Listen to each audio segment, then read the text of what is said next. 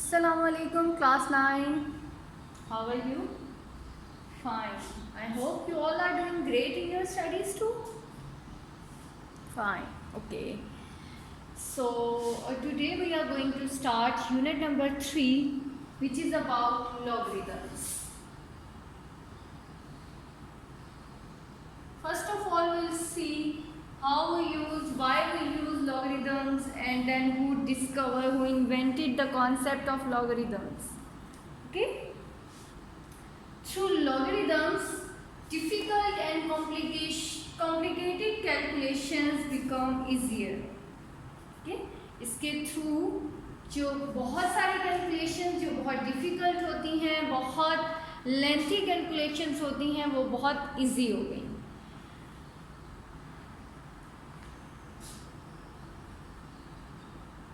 Abu Musa al-Khwarizmi first gave the idea of logarithms. He was a Muslim mathematician who gave the idea of logarithms.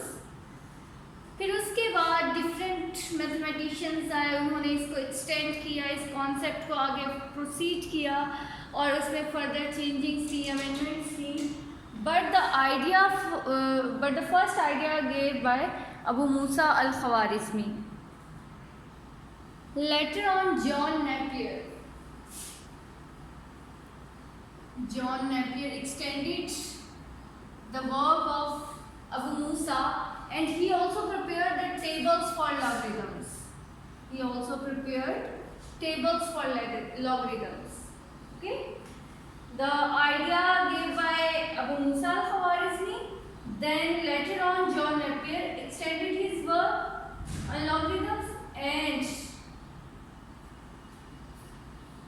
इसने जो tables को बनाया था उसमें इसने बेस यूज़ की थी ई, एक्सपोनेंशियल फंक्शन जो हमने पढ़ा है यूनिट नंबर 2 में, उसकी जो बेस थी वो ई थी. उसके बाद एक और प्रोफेसर थे, हेनरी ब्रिग्स.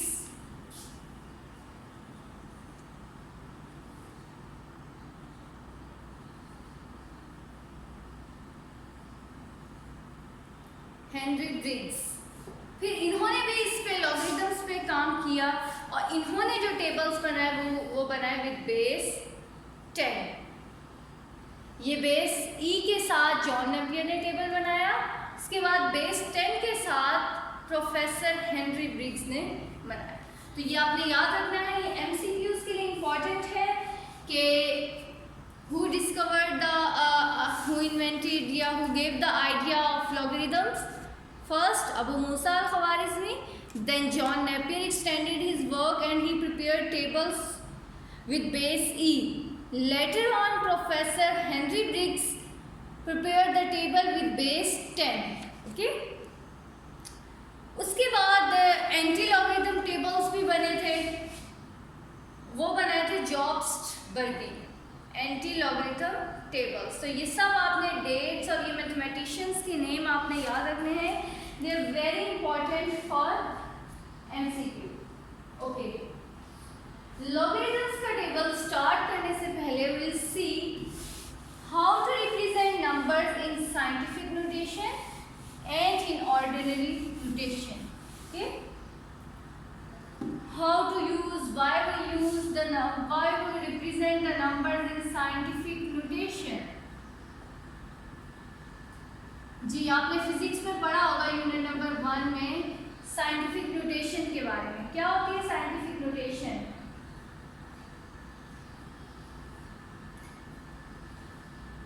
यस,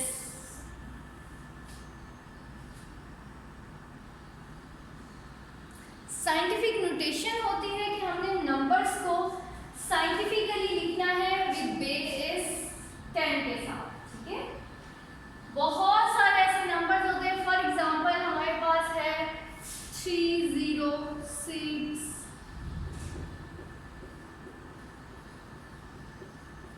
ये नंबर. ठीक है, इसको अब आपने कहीं भी यूज करना है तो अब आप हमेशा इसको जो है, यही नंबर बार बार ये नंबर यूज हो रहा है तो इस पूरे नंबर को बार बार लिखने की वजह इसमें मिस्टेक्स के चांसेस ज़्यादा होंगे. इसमें एरर आपके पास आ सकता है, हो सकता है आप कहीं पे ज़ीरो मिस कर दें कोई, तो इस तरह से कैलकुलेशन में आपको डिफिकल्टी होगी। आप इसको कैसे लिखेंगे, 3.0 multiply 10 raise to power 3, 6, 9, 12, 13 and 14, 10 raised to power 14. This is scientific notation. Scientific notation. Scientific notation में जो numbers होते हैं वो किस फॉर्म में लिखे जाते हैं, a multiply 10 raised to power n. a multiply 10 raised to power n. ठीक है, इस फॉर्म में जो नंबर्स लिखे जाएंगे उन नंबर्स की फॉर्म को हम बोलेंगे they are in scientific form. ए क्या होगा आपका, ए 1 से बड़ा होगा, 1 भी हो सकता है, 1 से बड़ा भी हो सकता है, और ये 10 से छोटा होगा।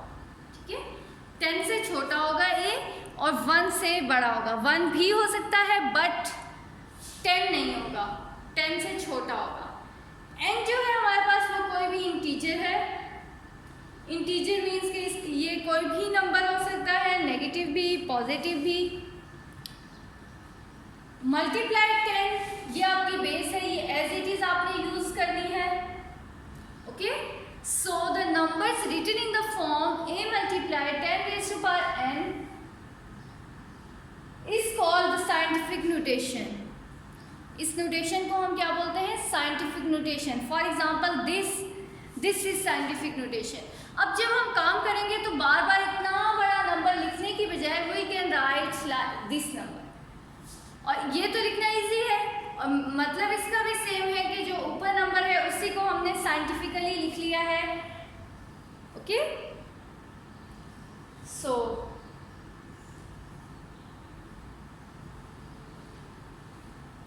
this is scientific notation and this is ordinary notation.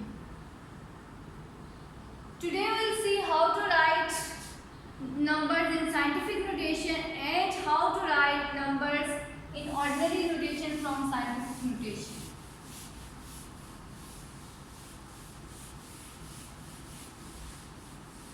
Scientific notation के लिए आपने ये याद रखना है, फॉर्म इसकी क्या होगी, a multiply 10 raise to power n, और जो a है वो क्या होगा, 1 होगा या 1 से बड़ा होगा बट 10 से छोटा होगा।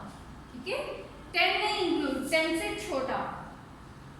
ओके, अब हमने देखना है कि नंबर्स को हमने साइंटिफिकली लिखना कैसे है।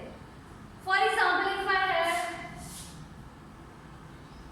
दिस नंबर, अब यहाँ आपको डेसिमल पॉइंट कहीं नजर आ रहा है, नो। अब जब आपके पास कोई डेसिमल पॉइंट नहीं होता तो उसके डेसिमल पॉइंट लास्ट में होता है। इस पॉइंट को आप कहाँ मूव करेंगे, फर्स्ट डिजिट के बाद। फर्स्ट डिजिट क्या है, 3.0600।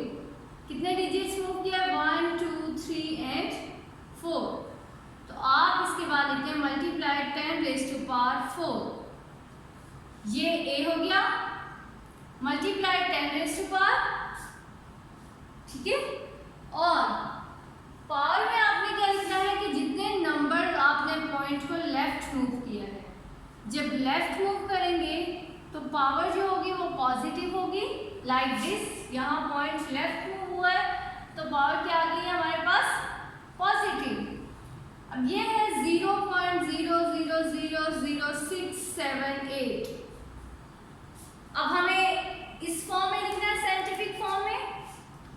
साइंटिफिक फॉर्म में जो a है वो आपका 1 होना चाहिए या 1 से बड़ा होना चाहिए। They all are zeros. तो पॉइंट हमने कहाँ लेके आना है, यहाँ, ताकि हमारा a जो है वो क्या हो जाए, 6। कितने डिजिट मूव किया, 1 2 3 4 5। 6.78 मल्टीप्लाई 10 रेज़ टू पावर 5। अब पॉइंट राइट मूव हुआ है तो पावर विल बी नेगेटिव। बस इस बात का ख्याल रखना है कि अगर पॉइंट को आपने लेफ्ट लेके जाना है तो पावर जो होगी आपकी वो पॉजिटिव होगी, और अगर आप राइट लेके जा रहे हैं then your power will be negative. Okay, so this is how you will express the numbers in scientific notation. See some more examples.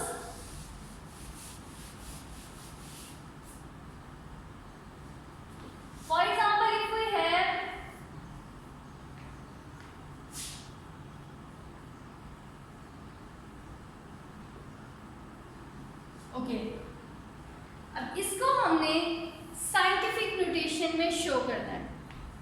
How will we represent it? Decimal point इसमें कहाँ होगा? Last पर। हमारा जो ए है वो क्या होना चाहिए? आप 49A ले सकते हैं, ये लिख सकते हैं 49.8 समथिंग। नो, क्योंकि हमने यहाँ डिफाइन किया है कि जो ए है हमारा वो क्या होना चाहिए? 1 से 9 तक होना चाहिए। सो हमारा क्या बनेगा? ये 4.98। ये उसके बाद पॉइंट के बाद जब जीरोस आ जाते हैं तो उनकी इतनी वैल्यू नहीं होती। Multiply 10 raise to power 1 2 3 4 5 6 and 7। अब आप मुझे बताइए 7 पॉजिटिव होगा या नेगेटिव होगा? लेफ्ट मूव हुआ है decimal point, so this 7 will be positive. This is your answer, this is question and this is solution. Is it okay? See another example.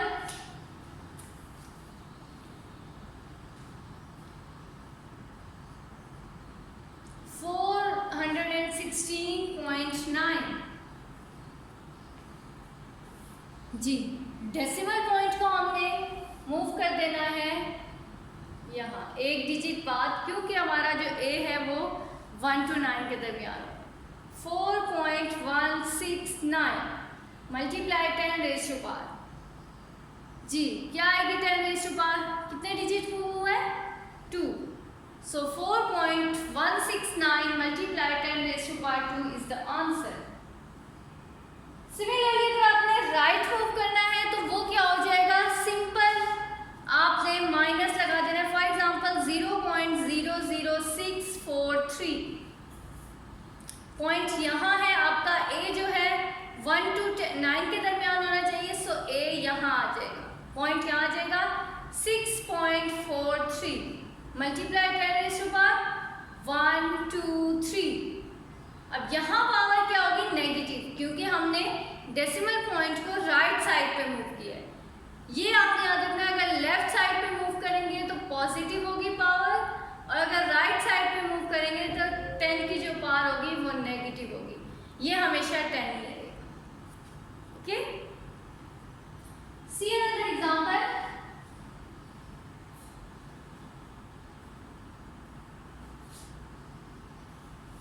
Zero point 0.000000395। चलो, अब इसको आपने साइंटिफिक नोटेशन में express करना है। How will you express it? Decimal point यहाँ है, इसको कहाँ मूव करेंगे हम? ये 3 के आगे। 3.95 multiply 10 raise to power 1 2 3 4 5 6 7 8 and 9, और 10 रेज़ टू पावर क्या होगा? -9, क्योंकि हमने डेसिमल को राइट साइड पे शिफ्ट किया। Is it okay? This is how we express the numbers in scientific notation. Now we'll see how to represent numbers in ordinary notation.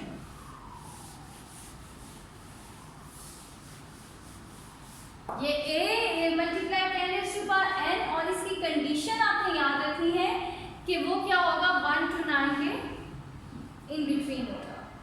Okay, how to represent numbers in ordinary notation. ये इसका बिल्कुल reverse process है। अब आपको scientific notation दी होगी और आपने उसमें से क्या करना है? उनको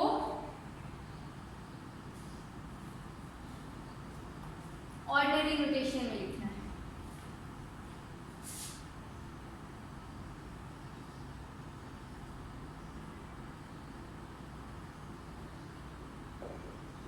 ordinary notation 6 multiply 10 raise to power -4।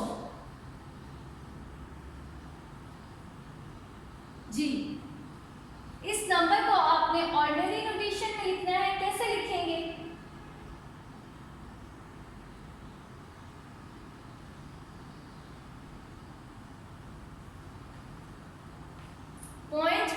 Digit हम मूव करेंगे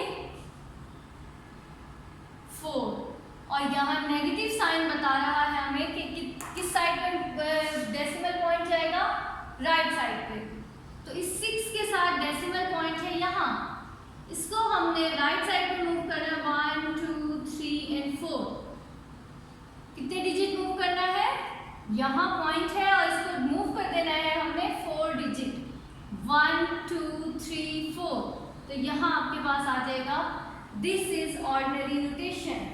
okay, this is ordinary notation of 6 multiply 10 raise to power -4। 5.06 multiply 10 raise to power 10। अब यहाँ आपके पास पॉजिटिव है तो पॉजिटिव शो कर रहा है कि जो नंबर है, डेसिमल पॉइंट है, वो किस साइड पे मूव करेंगे, लेफ्ट साइड पे। तो हमें पॉइंट के बाद कितने डिजिट्स चाहिए, 10। We have only 2 3 4 5 6 7 8 9 and 10। हमारे पास पॉइंट के बाद कितने डिजिट्स से 2, बाकी आपने कैसे पूरे कर लिए हैं, जीरोस लगा के। So this is how you represent the numbers in ordinary notation. See one more example, 9.018 multiply 10 raise to power -6। चलो, -6 का मतलब ये है कि पॉइंट जो है वो किस साइड पे मूव करेगा, राइट साइड पे। अब राइट साइड में हमारे पास सिर्फ एक नंबर है, तो बाकी कहाँ से आएंगे, बाकी हम जीरोस लगा के पूरे कर लेंगे। 0.0000। 6 नंबर चाहिए, एक है 1 2 3 4 5 9। चलें चेक करें, 1 2 सॉरी यहाँ पॉइंट है, पॉइंट के बाद कितने डिजिट्स आएंगे, 6। तो यह चेक करें 1 2 3 4 5 and 6। Is it clear students?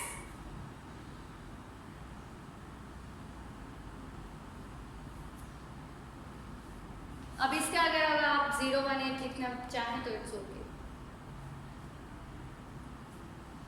Scientific notation और ऑर्डिनरी नोटेशन जो है, दोनों में डिफरेंस बस एक दूसरे का रिवर्स है। वहाँ आपने 10 रेज़ टू पावर में लिखना है और वहाँ आपने उसको सिंपल करके लिख देना है। See another example, last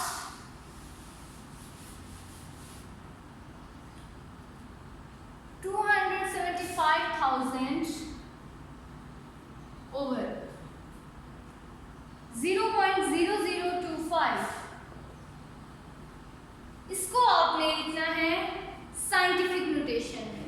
express this number, express in scientific notation.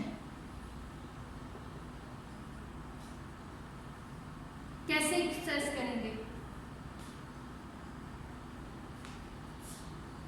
Point आपके पास कहाँ है, यहाँ।